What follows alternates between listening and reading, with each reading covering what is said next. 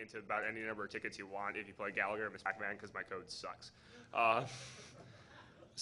Anyway, I've got some PGP swag here for random people raising their hand. It's a random guy in a blue shirt gets a PGP swag. Let's hear it for random chance. It always kills me when you're in a con and they're giving stuff away and they're pulling numbers out of a thing and everyone's applauding. It's like, it's random chance. What are you applauding? Like, it could have been anyone. Like, yay, the universe didn't stop working for the 5 seconds. So Lance, speaking of the universe stopping working, Lance is here, and hey, how's it going? I'm all right. Rock on. So Lance is going to talk about Trojans, botnets, malware, and other odds and ends. He's got a book out on phishing exposed from Singress, and it's being sold at our sponsor outside at Culture Junkie. So I encourage you to stop by Culture Junkie's thing. Culture Junkie has this great little shirt, Open Mail Relay, M-A-L-E. It's kind of disturbing, really. There's one in the skill crane if you want to win it, and they're sold out. So anyway, Lance knows Trojans, botnets, and malware real well. I think I've actually gotten into arguments with him in the backseat of taxi cabs before about these kinds of subjects, and invariably he comes out on top. So he's a good person to facilitate the discussion. I wish you well. Hi, everybody. Everybody turn to page chapter 6 in your book. Oh, wrong class. Okay. Sorry, I guess we'll have to use a PowerPoint. How's everybody today? All right, cool. All right. I'm going to specifically try to reach over here at the same time. Okay, today we're going to talk about mainly malware. What is malware? Anybody who doesn't know probably is not sitting here, but it's malicious software, basically, or hardware. It's basically that it's designed to be harmful. What I'm going to talk about today specifically is in regards to incident response. A lot of people are basically having to deal with malware today, and it's more of a clandestine activity than it used to be. It's not exactly that obvious. We're going to discuss preemptive techniques, how to actually handle malware from the inside as an ISP or a bank or whoever's handling the incident response. We're going to talk about how research and development can help you get to be at that preemptive stage. And mainly I'm going to basically focus around identity theft related malware, things that are basically doing espionage type techniques like stealing your data. As we all kind of obviously know these days, cyber attack sophistication continues to evolve. The source is from CERT, and this is basically the attack sophistication is only getting higher. We're seeing distributed botnets, we're seeing distributed phishing, we're seeing more and more difficulties of the takedown and phishing and malware problem because of the fact that they're just going, oh, we'll just evolve to something more sophisticated, making it more difficult to handle. And it also continues to grow. Basically, these are 85% of respondents had breaches. There's a lot of basically 85% of the critical infrastructure is owned or operated by the private sector, which is an important issue, especially with financial institutions out there, dealing with a lot of the malware that's coming through that most of them may not be aware of. Over 20% of internet users now access online banking. In 2006, it's expected to be reached about 33%. By 2010, they're hoping that 55 million households will use online banking. Recently, also with all the credit card acquirements, Wang buying Providian, MBNA getting acquired by Bank of America, they're now stepping up in the game of credit cards as being more a prolific problem because it's more an attraction to the attacker. So we're going to brief on phishing really quickly and then go into the malware related to it. The reason why I'm going into phishing is the fact that the malware we're going to be talking about, you have to have a little bit of the motive, the MO on this one. So basically, everybody probably knows what phishing is. Raise your hand if you know what phishing is. Okay, so I can kind of skip over this one, but you guys get the idea. You probably all have one in your inbox right now. So it was from me. Just kidding. So basically, what I want to kind of jump into is phishing emails that you guys are getting in your inbox versus the malware and the ROI involved in that. Some of the larger phishing groups have associations with phishing emails and key logging malwares, and be careful with the key logging term because it's kind of come into a myth that's actually caused a lot of snake oil products that we'll cover later. Email's pretty effective, but the significant ROI gain these days is in data theft via malware. Using blended threats. And basically, I'm going to show some information recovered that we got from base camps of phishers. That base camps are basically kind of like the intranet for a phisher. So what they are is basically they share information back and forth on a dedicated Unix machine that they bought with a credit card, of course, probably not belonging to them. Okay, so basically, if you look at phishing emails, the average number of accounts compromised in a week on a good, very good phishing day can be up to 100.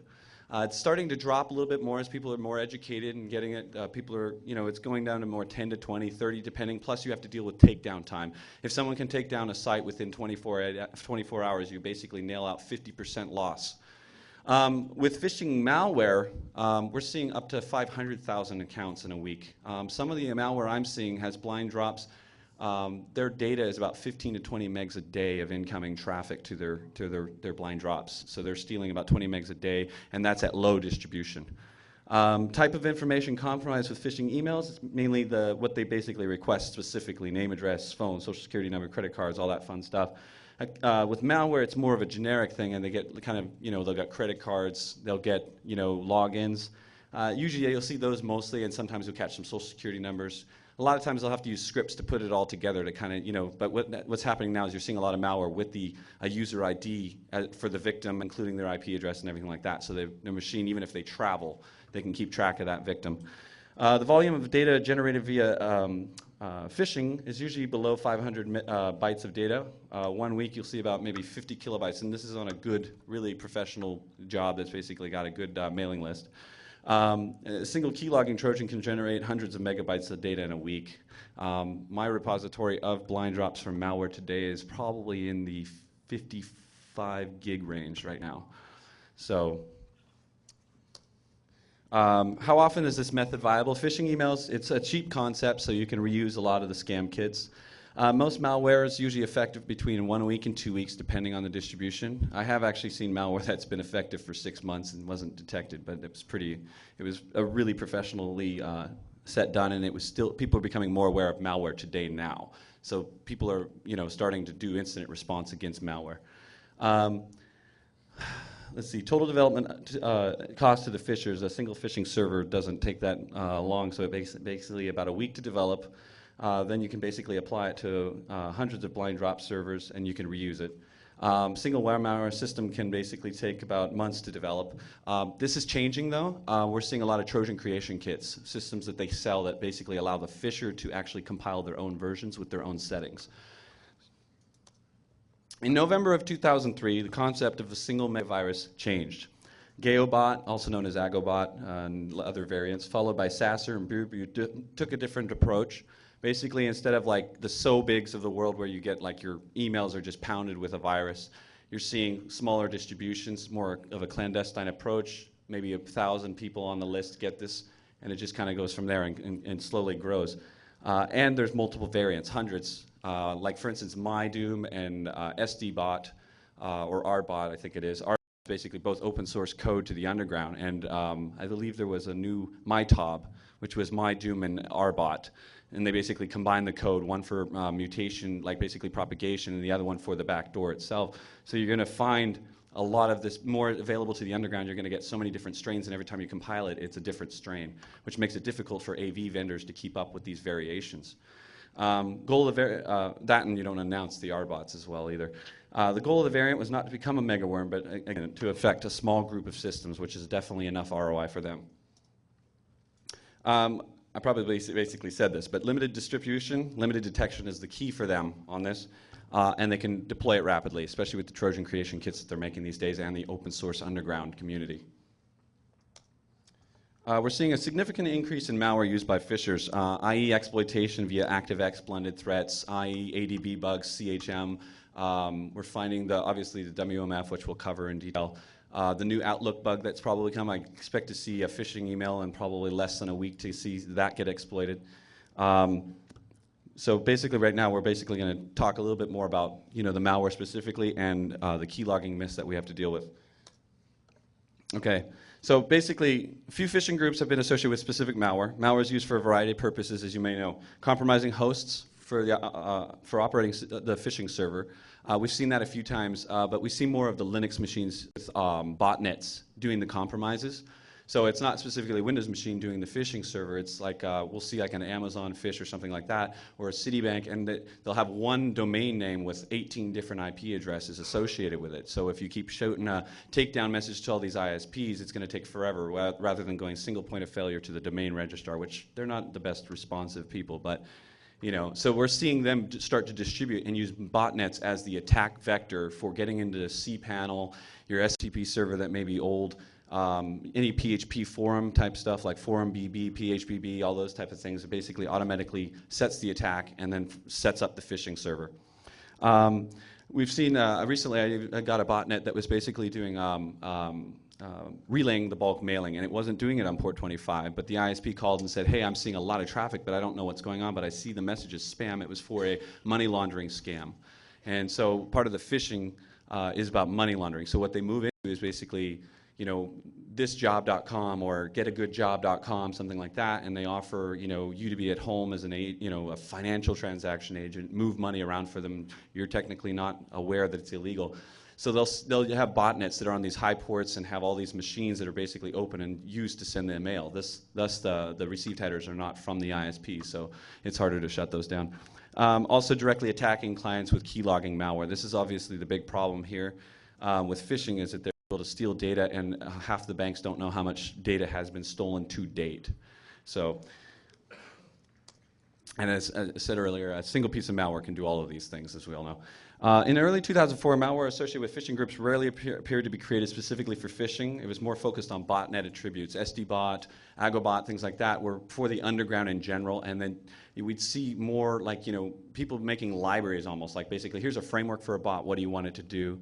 And so that basically in 05 became more specific to tan grabbing, phishing, session writing, so that they can do e-gold scams and other phishing scams. And so now you're seeing malware that's actually sold to phishers specifically.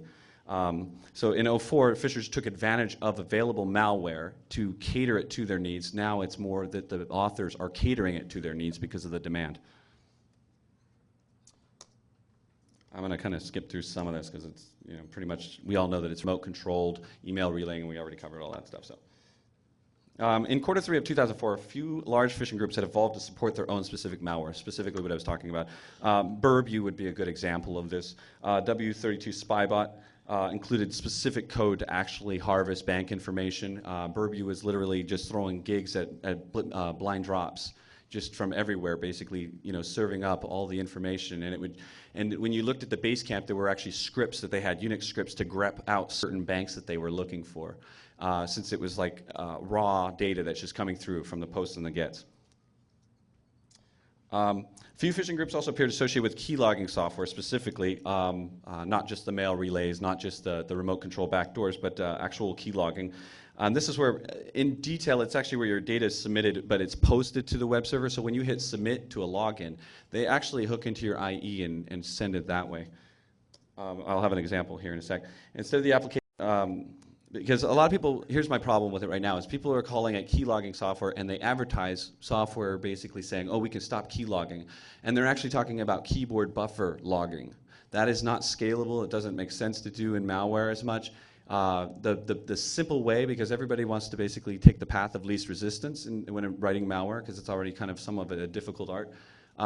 What they would like to do is basically hook into IE, either a browser helper object, a Win32 API hook, those type of things. So instead of it literally just being key buffered logging, it's actually submitted forms, post and get receives, mainly post because that's when you're hitting a login. Contains information about the infected system as well as the URL and submitted form values. More importantly, the malware intercepts SSL because it's hooked into IE, so it gets the header traffic, and it also uses IE as the agent to send back out to the blind drop. An example of data output seen by Haxdoor, Berbew, PWS Banker reveals similar form grab, and this one's specifically from the A311 death malware, and this is censored, but basically this would be a Bank of America account, and it would have all your information, your current passcode, your access ID, and it basically has a UID, a GUID basically, for the user to keep track of, and it has an IP. There are more, when the actual malware initializes, it actually also tells the system your uptime. Do you have eBay protected storage or any kind of Outlook information? Do you get any PayPal information in your account? And so it looks for specific things. So we're seeing the malware propagate to specifically looking and doing the filtering before it goes to the blind drops so that they know exactly what they want. Usually these are distributed through IE class ID attacks. Like I said earlier, the ADB and CHM overflows, the iframe tag overflow. I've seen some Java proxy, similar ActiveX type things, and we're going to talk about the WMF. But before that, I want to kind of sidebar this real quick. Case example of the problem with snake oil and malware protection. A lot of people are selling virtual keyboards, keyboard logging protection, scramble pads, and anti-spyware desktop software.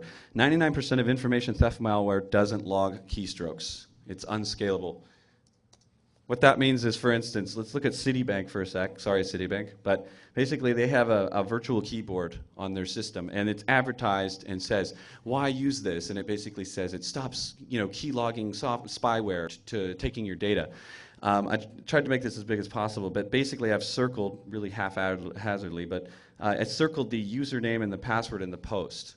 So basically, even though you have a virtual keyboard, it has no effect on the malware that already exists and has existed since 2003, specifically used to phish people. So unfortunately for Citibank, this software that they bought literally has never stopped probably one piece of malware related to phishing, because that's not how it works. It actually does a form grab. It has nothing to do with your keystrokes. End of 2004 showed significant modification to the malware. Basically, the prior key logging, such as Berbew, basically generated gigabytes of data in a very short time due to the fact that it got everything.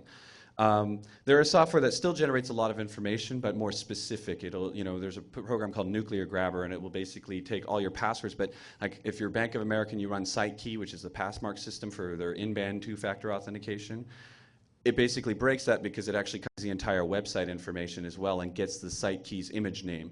So it gets your username, your password, and the image name so that they basically can log in as you. Plus, if you have a backdoor, you can just use their machine to log in for you. So basically, now loggers are focused on specific URLs, such as weblogins to Citibank, Bank of America, eBay, PayPal, eGold, WebMoney, even Russian sites are WebMoney cash stuff. Phishers do phish themselves. I actually see it's a really funny thing. I see Nigerian money transfers on these infected logs. So I'm actually seeing people like transferring money out of a bank, and I'm like, okay, I trace it, and it's like, oh, Nigeria, let's go see the spam archives. Oh, lottery winning stake, so basically sweepstakes. So we're actually seeing the Nigerians get infected with phishing malware, which is pretty good for forensics, actually. So multiple viruses appeared with this capability. Basically, we're seeing that multiple phishing groups either going to the same source or basically evolving together, and they're communicating back and forth. So it's unlikely that they're not exactly talking to them, others and stuff. As we see with the Romanians, they're on forums trading back information, so they're probably basically sharing more information. The Russians specifically are a little bit more tight-knit and quiet about where they're located and doing what, but they do have connections to talk to each other.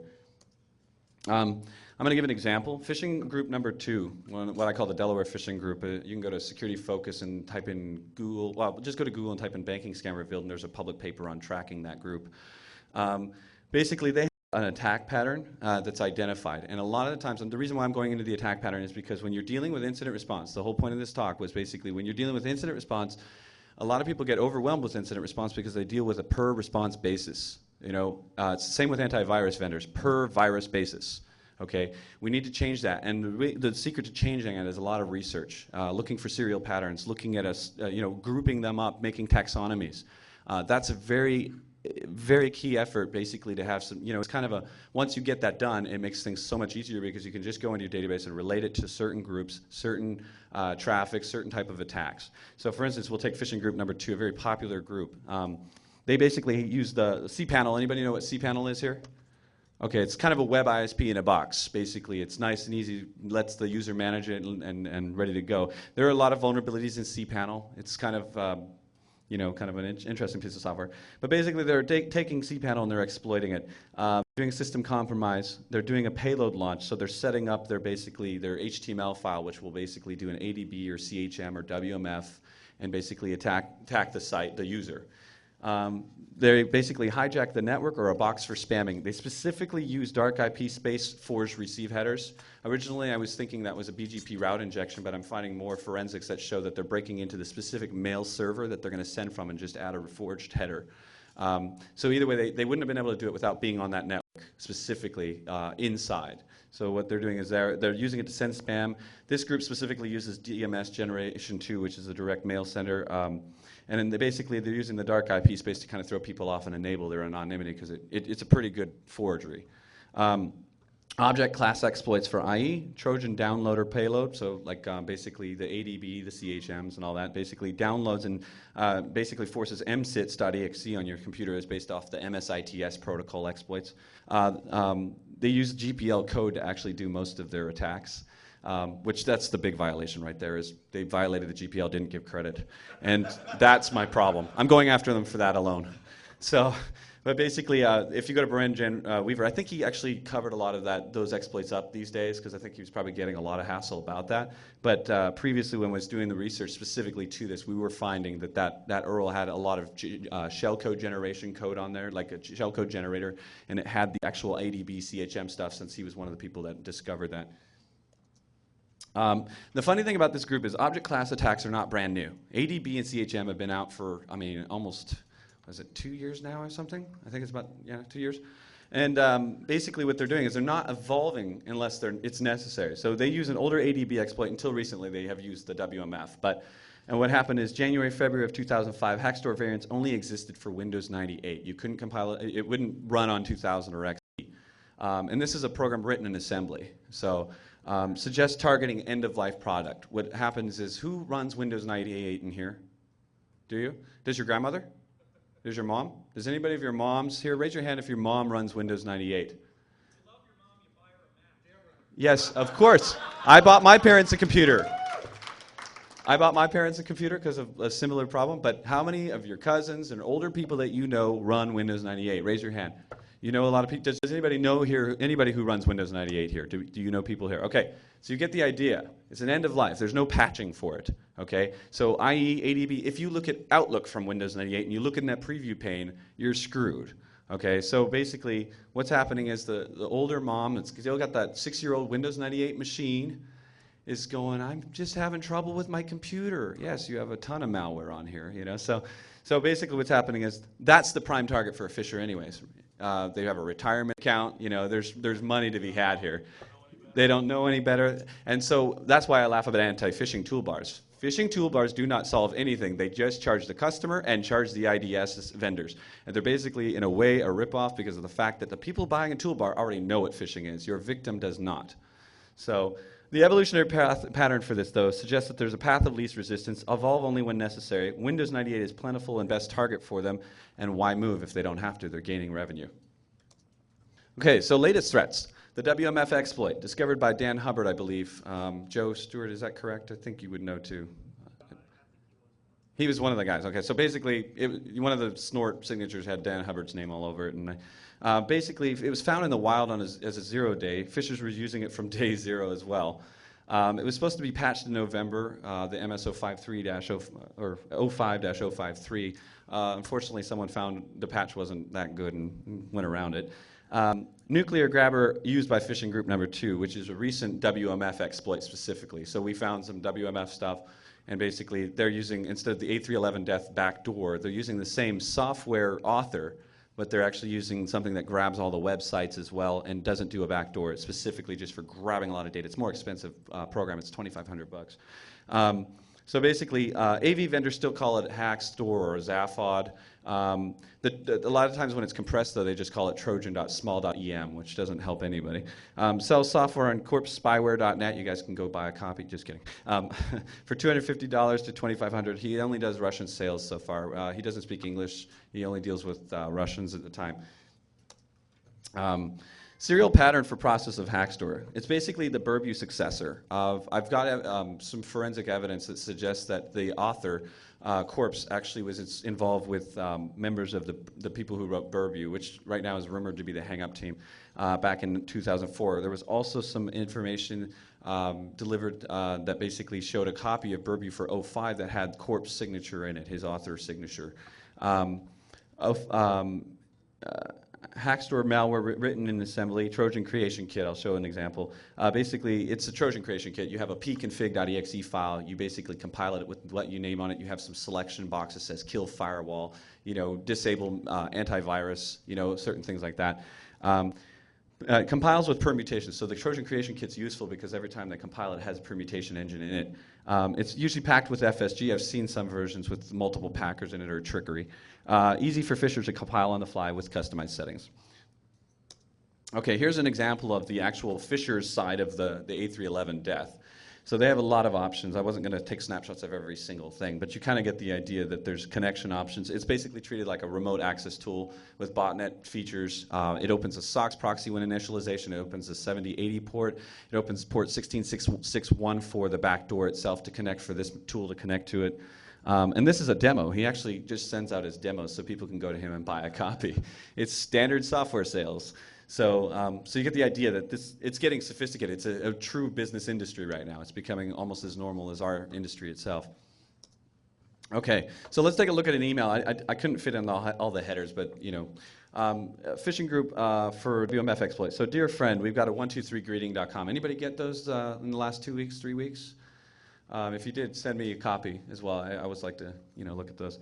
But basically, this is not really at 123 greetings. If you look at it, it's at mujagorda.bitacoras.com/base. That's index.html. Now, if you go there, then what they're doing is attempting to do the TD table exploit, where basically sometimes won't show the real location of the HTTP URL.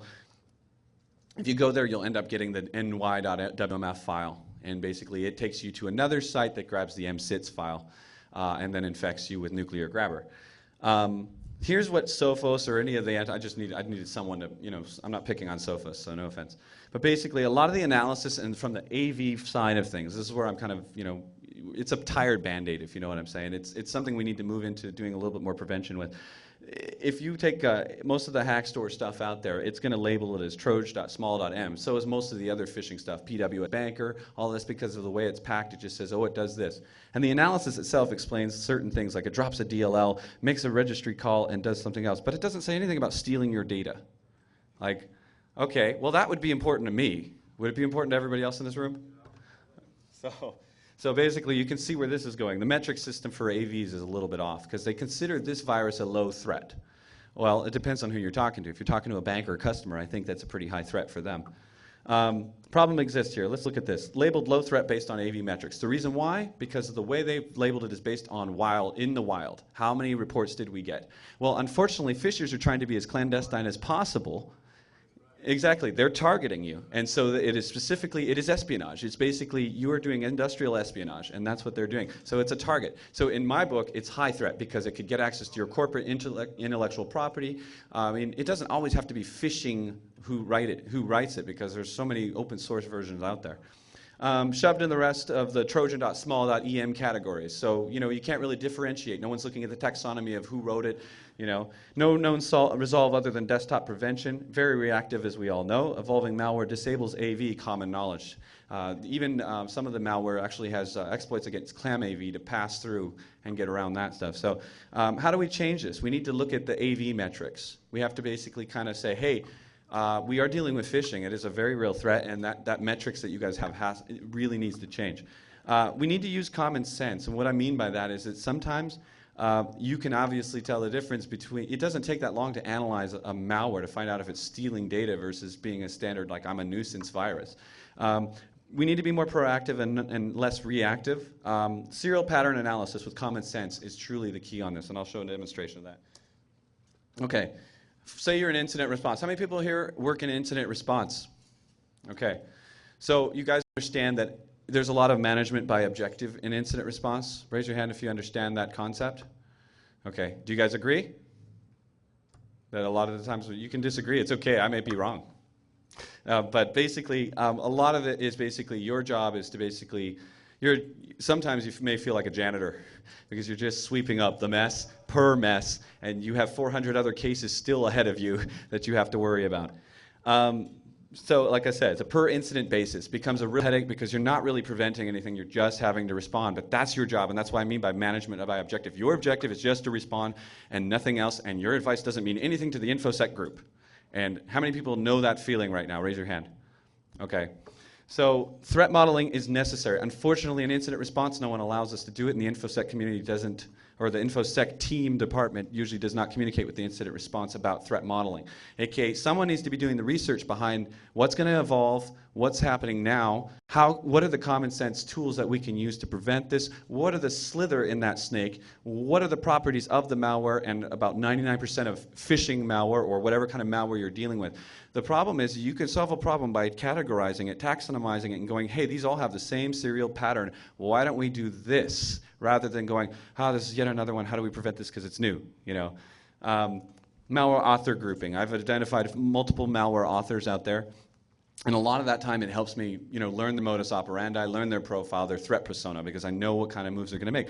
I've got them on my mailing list, and not on a mailing list, but a seeded email list, so that I can literally keep track of which group is what. Oh, they just sent me some spam. That's good. Some new malware to look at, things like that. Preemptive signatures forces them to evolve. When you have to force an author to evolve, this slows them down. I have a nice little story, and I didn't include it on here, but I did a pre-0-day attack on malware twice. There was the actually Haxdoor stuff. I found a pattern to the point that I was literally going, okay, January 17th, January 24th, January 30th, and you see this little pattern. And then by the time it was, I started picking up this pattern, I actually found their test sites because I could predict it. And so I found them compiling before they ever launched. And I took the compiled version, analyzed it, found the blind drop, and shut it down twice in a row. This actually forced them to actually go back a month and do standard phishing until they actually complained to the author and said, what the hell's wrong with your software? So basically, it was a pre-0-day attack on them, and it's actually okay to do that. It's actually like, get there preemptively. Watch serial patterns because you can end up predicting certain behavior because everybody, when it comes to phishing, it's a serial habit. They will not evolve unless necessary, so move with that. It's like Aikido, move with it. So basically, we can also, if we identify authors and we make more effort on actually signaturing authors instead of just reacting to a virus, we may be able to get some possible apprehension, more investigations. The FBI loves to know who's writing viruses, and they will try to do something about it if it's possible. That's not an official statement from the FBI. So basically, we have research for Haxdoor. Okay, so we're looking at our example 123 greeting. The iframe source, when you go to that site, basically gives you another box that basically gives you the ny.wmf file, which then gives you another box that takes you to site.com, which is some site that I censored that has an msits file on there, and basically it downloads that and gets you moving. It's usually packed with FSG. Lately, it has been for almost a year now. It's kind of fun. There's a couple of mods that I've seen, but marked with corpse signature with this packing specifically. It actually had MZ corpse, and then it had the little packing information about FSG in there. Now, if you do some quick reverse engineering here, you're going to see the blind drop off of the DLL file that it drops into. So basically, I did a quick thing to basically get where it's going. So it's going to PCPeek. This site's been taken down, so don't worry. But basically, pcpeek-webcam.sex.com, and it's sending the data to images./data.php, which we can make a signature on, even though there's a lot of porn sites that do it. But if you're in a corporate environment, you don't want them going to that either.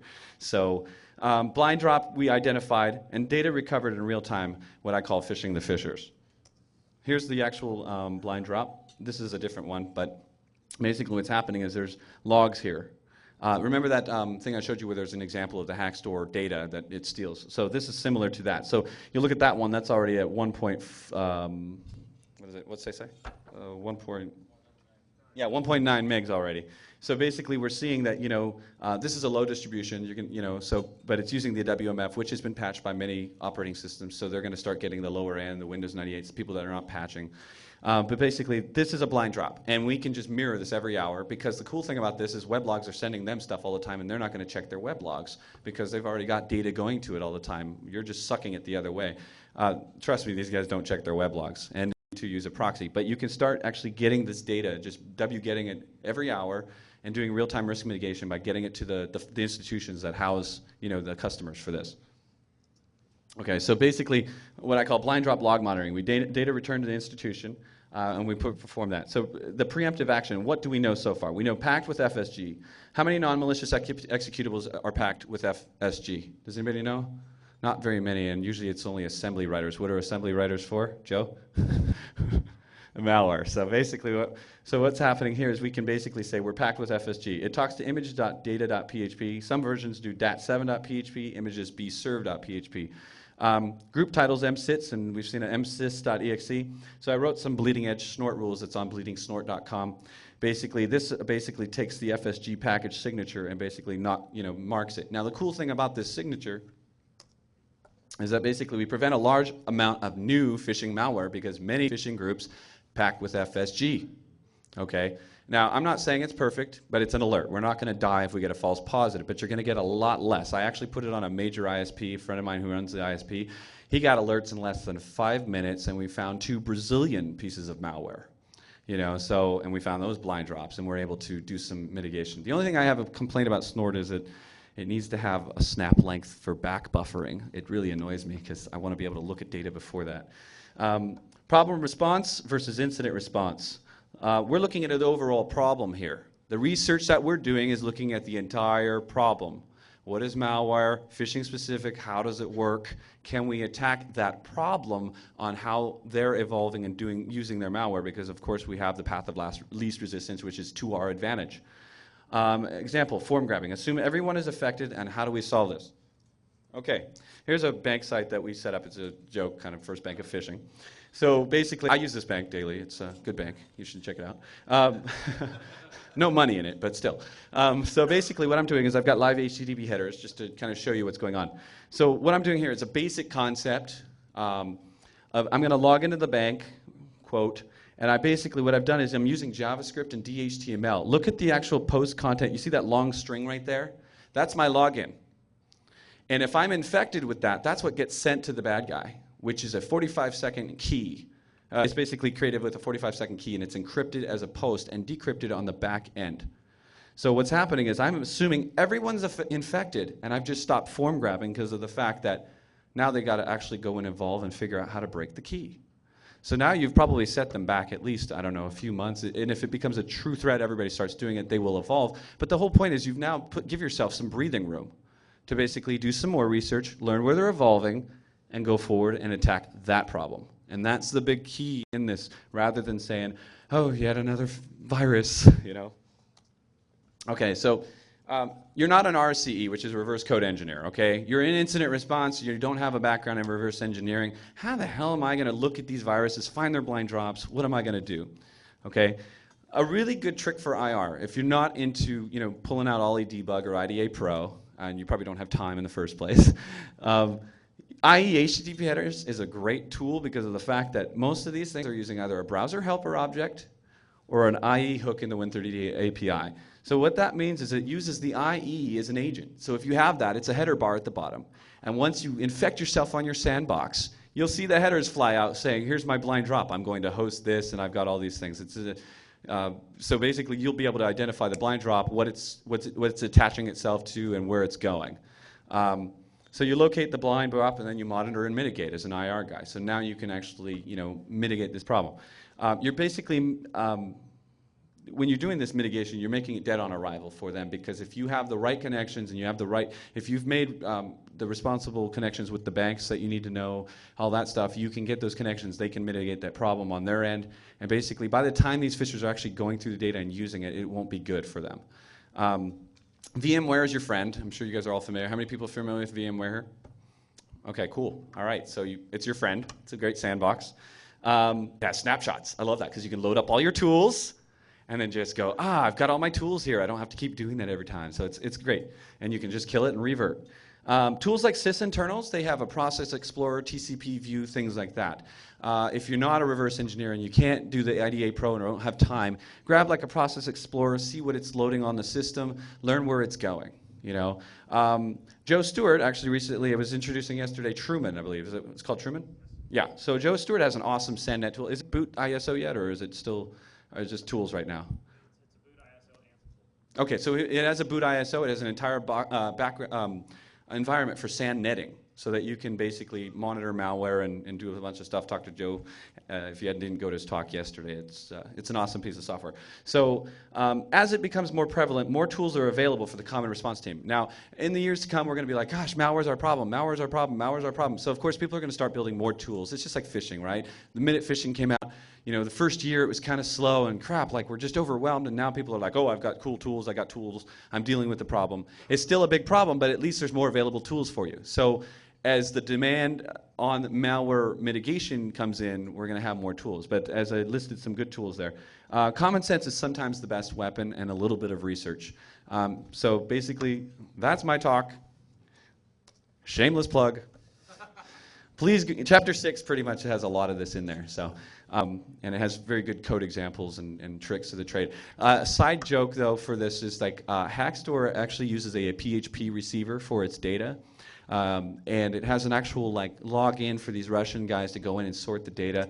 That has a cross-site scripting vulnerability. So what I call track exploiting may not necessarily be legal, it's a gray area, but knowing the information and check with your prosecutor, it could be useful for tracking. So, okay, talk to you guys soon. Thanks again. Oh, any questions? You have your own prosecutor? No. I meant like, I just talked to your local prosecutor, AUSA or local prosecutor. So, any questions? I don't know which one to pick. Let's go right here there first. What kind of good reference other than the paper by the German HoneyNet group talking about bots and botnets and tracking and debugging them? You know, offhand, I'm going to have to like look. There was a recent good paper actually on Security Focus about malware.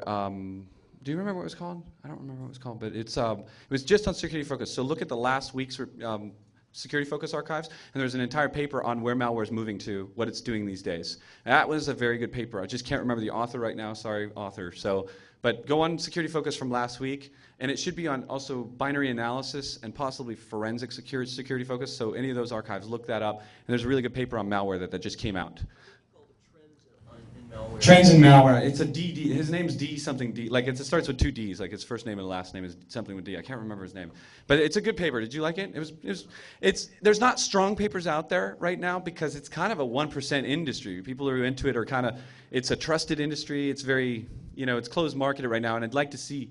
And it's because everybody's careful with that. So I think that we may be able to see more and more as it comes, but people are still getting their hands around it. So, but come to me and talk to me afterwards as well. I've got a lot of research internally that I can share. So, who's next? You. How much of a threat do you find hobbyist malware writing groups such as 29A? As hobbyist malware writing? I would say Brazil's more hobby, amateur, but they tend to be smart and stay within Brazil due to the fact that they're nervous about their skill set. I forgot to include that too, and I think you talked about that yesterday, where you can see the actual usernames in these compiled versions of VB and Delphi that actually have like my project / documents and settings, and you can even find the name of what they're compiling it as and stuff. There's a lot of amateur, malware authors out there, and if they're smart, which in Brazil they seem to just stick to their ROI in Brazil so that it's not, that you don't have the rest of the world going after them kind of thing. So there's some hobbyists. I see more that it's, the malware I'm looking at is pretty professional though. So I think hobby is like kind of, to jump into it as a hobby would be scary to do it wrong. So go ahead. Yeah, we've infiltrated many malware groups. How we do our research, it depends on each piece of malware. For instance, like the corpse stuff, one, he's kind of open about it a little bit. If you know where to look, and two, you study. You know what a really good trick is to find good malware is ya.ru or yandex.ru. A lot of Google does not pick up Russian sites because of this Cyrillic support right now. But if you go to ya.ru and you start looking up the malware, you find where the owners actually have their websites marketing the malware. So there's one thing. There's also like certain binary analysis, putting together code bases, analyzing code bases, looking at different code bases and seeing the relations. Once you have taxonomies, you can get things a lot more under control because you can actually identify and categorize certain things that progress and evolutionize. Yes? Are you beginning to see more in the way of screen scraping rather than form grabbing? Not really. I saw some in Australia a little bit, but the screen scraping still needs to have form grabbing, so it's not really that pointful. I was going to talk about that. The screen scraping and the egram, also the session writing, we've seen a couple. Joe, have you seen many? I haven't seen many of that. Yeah, they do that, but they still have to form grab or at least send some hooks in and stuff and grab the stuff.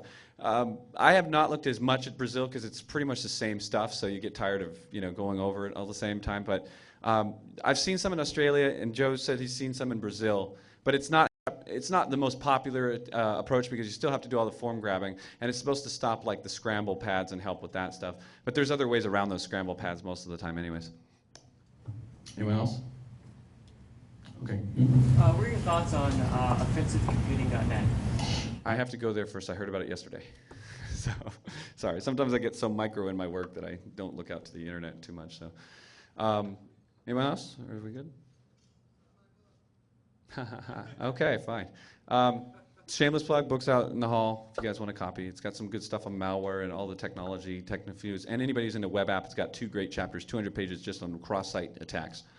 Okay, have a good one. Thanks.